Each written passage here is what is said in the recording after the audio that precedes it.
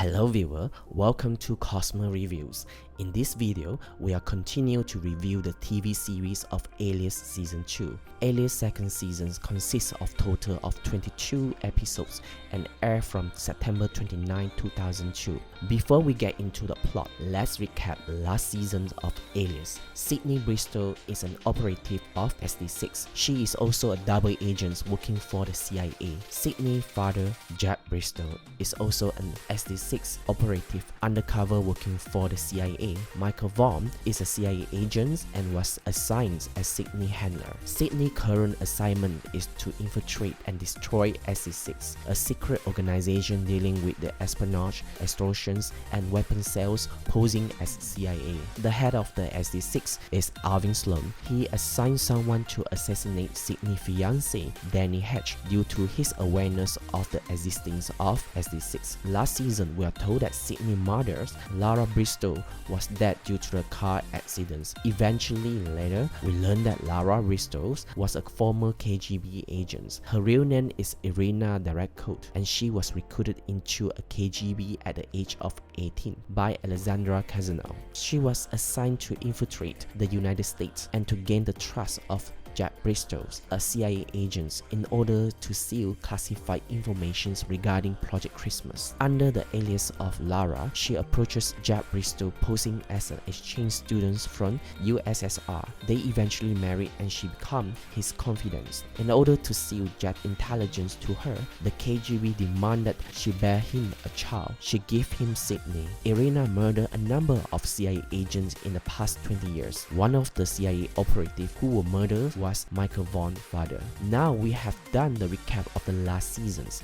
Let's dive into the main plot for the second season. As usual, this video contains spoilers for the series' major plot of the second season of Alias. If you haven't finished watching the series and prefer to avoid spoilers, it is recommended to watch with caution. Alright, let's begin. While Sydney is tied to a chair somewhere in Taipei, Kazanov introduced her to the man who is actually her mother, Irina Direckot, saying that she should have killed Sydney when she was born. Irina shot her in her shoulder to make a point, then exit. Sydney, however, escaped by smashing the chair against a water valve. She rendezvoused with Jack, who has rescued a badly beaten Will. She and Jack then reveal the truth about themselves and SD6 to Will. Meanwhile, to ensure Will's safety, Jack dropped him and placed him at the scenes of a drug bust. This is to cover the story that he is a drug addict and to discredit his previous statements and inquiry about SD6. Under media scrutiny, Will claims his story about SD6 is a lie. His reputation is ruined, but his life is safe. Then Will was sentenced to do community service. Francis opens a restaurant named Deep Inside, and Will offered to help Francis to set up her restaurant. He later became an analyst to CIA and began a relationship with Francis. Back at SD6, Jet and Rex to cover up, he tells Sloan that he gave Sydney freelancer call signs because he didn't trust Sloan, and that Will kidnapping led them to Kazanov, whose organization is now infatuated. He pleaded loyalty to Sloan and to convince him to spare Will's life. As a consequence, Dixon apologized to Sydney for questioning her loyalty. There are times in life when we don't listen to our heart, to what we know to be true. In those moments, we've lost who we are. We've betrayed ourselves. Questioning your loyalty, your virtue, was one of those lost times for me.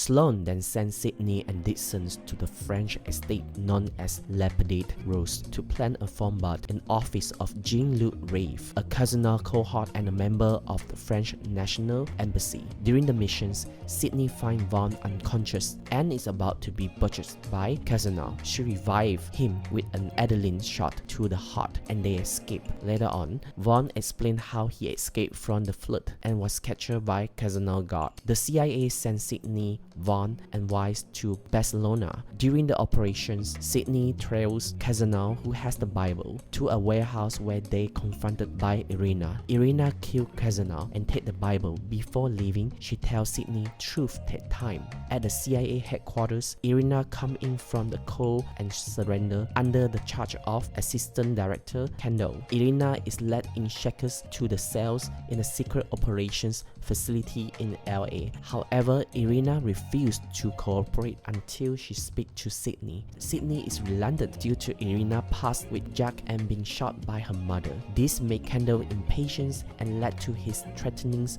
Vaughn into forcing Sydney to speak to her mother.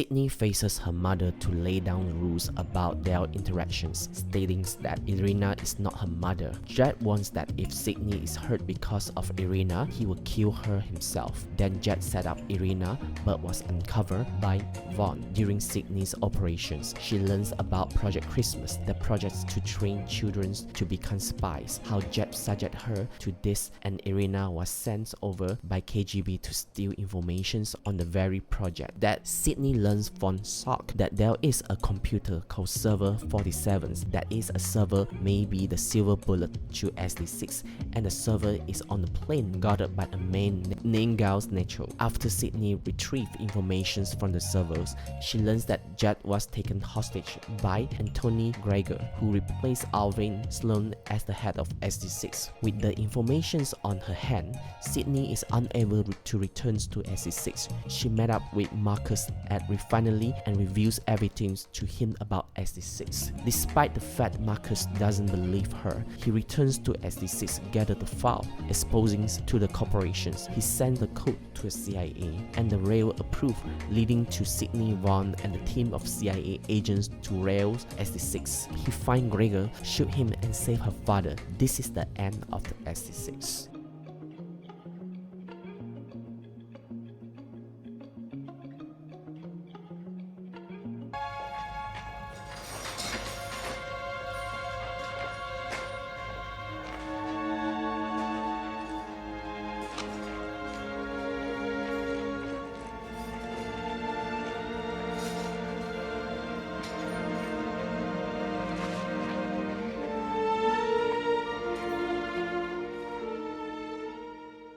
For some time, Irina provided valuable assets and information of CIA to various missions, including providing information to RAIL SD6. Irina even assisted in some of the missions and slowly gained trust towards Sydney and Jack. Irina's relationship with Jet and especially Sydney start to grow. During the Panama missions, Irina requested Jet to remove the tracking device that is previously placed in her shoulder. The device is removed and they share kiss. In Panama, Irina and member of Delta Force arrive in the van and get out. Jet drives away but continue to monitor the situations by satellites. Sock arrives in limos and insists on taking her to Sloan in it. As the satellite is following Sock and Irina, Kendall orders Delta Force to engage, but the car they discover is empty. A switch has been taken place during the blackout. Jet asks Kendall to check out the Rambaldi manuscript, but it is discovered just an empty notepad. Sock Sock kills the guards and Irina leaves to enter the different vehicles where she met Sloan. She thanks him for extracting her and gave him the manuscript before being driven away. Sydney is upset and feels betrayed by Irina. Sydney catches up with Irina during the next missions, while Irina is vulnerable climbing a ladder to the surface. Sydney hesitates before shooting Irina and shoots her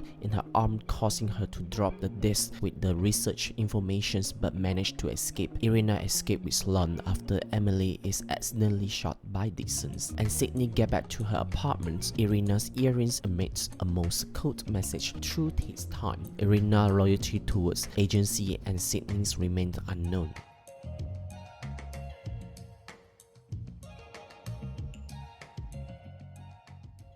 Right after Emily, the wife of Alvin Sloan, aware the existence of SE6, the Alliances spare her life because she had succumbed to leukemia and she presumably died from her sickness. Emily has a funeral and Sydney speaks an eulogy at her funeral. It turned out that Emily was still alive. Alvin orchestrated the whole thing so that they could be free from the Alliances forever. She was hiding out in the Philippines. Alvin visited her shortly before the Alliances of 12 was destroyed. Alvin and Emily relocated again, this time to villa in Tuscany. Although Emily was still happy living with Alvin, she became suspicious again after they were forced to flee from the villa. She became even more wary when she realized that Irina Dereko is still alive. Emily questions Alvin's true motives, but he simply told her that he was pursuing the truth. Fed up with Alvin's lies, Emily turned herself into an American consulate in Florence, agreed to cooperate with CIA and demanded to speak with Sydney. When she finally arrived, Emily told Sydney that she only stayed with Alvin because of his devotions to her. She even told her that Alvin admitted everything about the Alliances and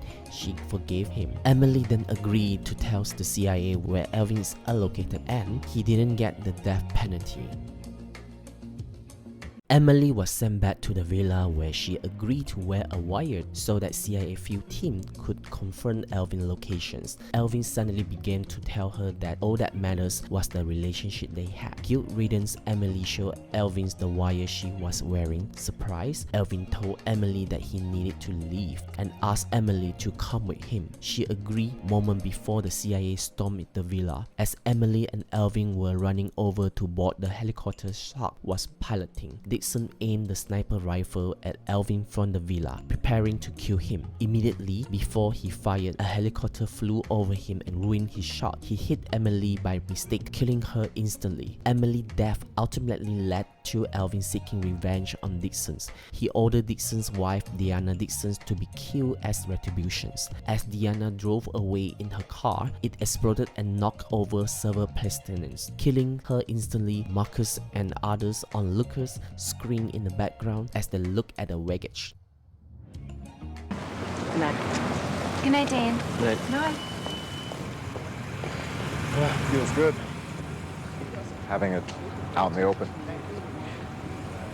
See you tomorrow.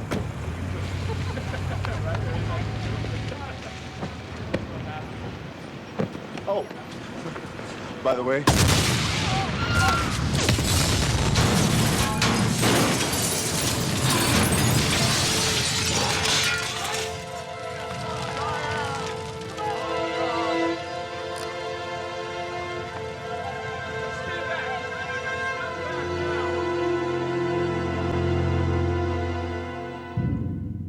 Project Helix was a breakthrough in a next-generation molecule gene therapy created. It is a procedure whereby a patient's face and body are reshaped to identically resemble someone else. Alison Doran, an assassin under the order of Alvin Sloan and Sock, was involved in the Project Helix to reshape her body to become Francie Calford. She murdered the real Francie and posed as Francie while simultaneously taking orders from Sloan and Sock. She pretends to live Francie's life, including having a relationship with Will Tippins, who thinks Allison is Francie. Allison hypnotized Will several times to get information to solve. Near the end of the season, Will is accused of being the other project he needs duplicate and is brought into custody, when in the reality Allison is the other clone, having used her earlier to conditions to ensure that he would have trouble remembering even personal details of his own life, to increase the idea that he was the mole. Will is let out of custody and then figured out that it has been Allison all along. Will make a quick phone call to Sydney, leave a voicemail to identifying Francie as a double. Allison attacked Will, stabbed him, and put him in the bathtub. Although Will survived, he is forced to go through the witness protection program as his life is in jeopardy.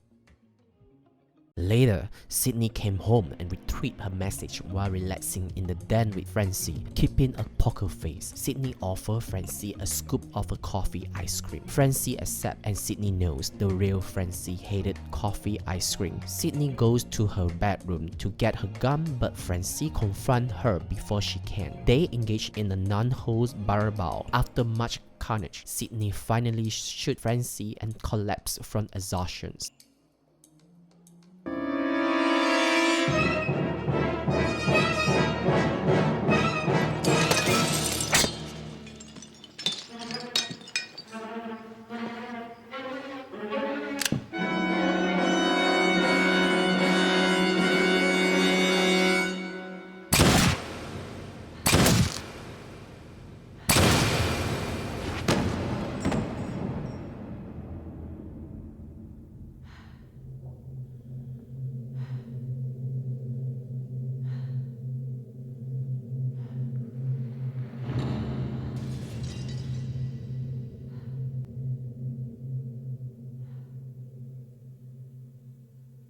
The final episode ends with Sydney waking up in Hong Kong, wearing a different clothes and appearing confused and worried. She calls Kendall, who directs her to a safe house. She arrives there and notices a scar on her stomach. Vaughn arrives and appears out of a shock. He says Will is okay. He is shaken, he says, because he thought he was dead. He came back to explain. Sydney noticed that he is wearing a wedding ring. Reluctantly, he tells her that she has been missing almost 2 years.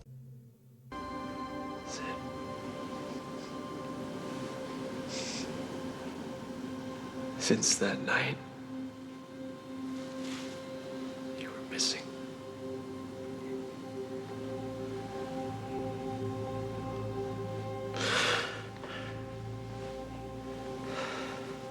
You've been missing for almost 2 years.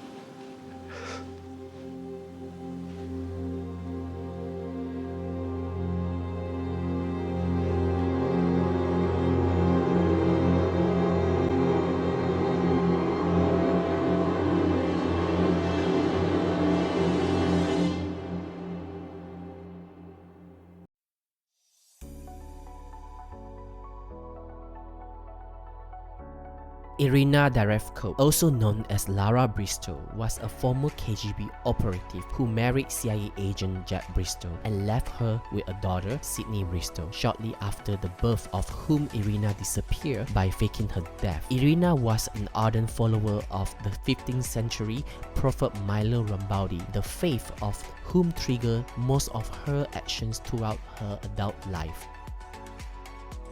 Kendall is an agent of the Department of Special Research and former head of FBI CIA task force. In this season, he assumed command of a joint FBI CIA task force working to bring down a criminal organization's alliances and primarily their SD6 cell. Through his reappearance coincided specifically with the surrender of Irina Derevko to CIA.